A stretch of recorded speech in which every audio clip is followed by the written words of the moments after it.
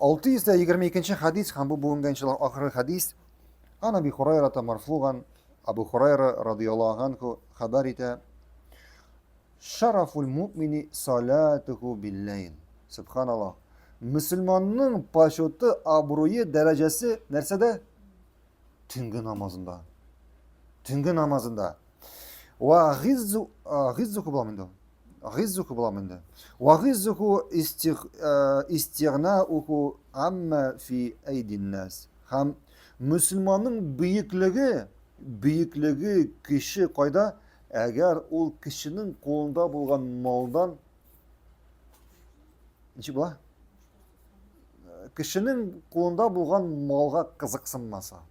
Шушы малдан бай булса, кызыкмаса шушы малга. Беренче Пәйгамбәрбез саллаллаһу алейхи ва саллям әйтте, мөселманның абруе, почеты нәрсә? Төнге намазда диде. Шуңа күрә төнге намазның әҗер савабы һәм дәрәҗәсе бик зур.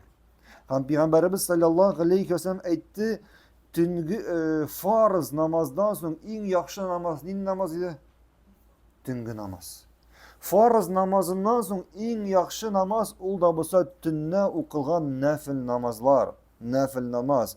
Һәм инде мөселманның, мөэминнең дәрәҗәсе шушы төнге намазда күтәрелә. Димәк, мөселманның дәрәҗәсе шушы төнге намазда күтәрелә. Һәм инде икенче Пәйгамбәрбез саллаллаһу алейхи ва саллям әйтте, бөеклеге мөселман исә кешенең кулында булган малга кызыкмаганда.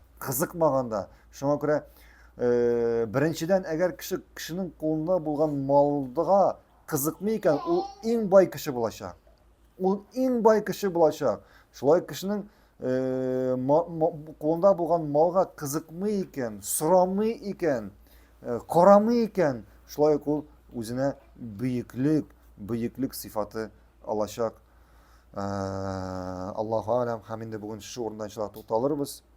Субханака Аллаһумма бихамдик, ашһаду ан ла илаха илля ант, астагфирука ва атубу илейк. Ассаламу алейкум ва рахматуллаһи ва баракатуһ.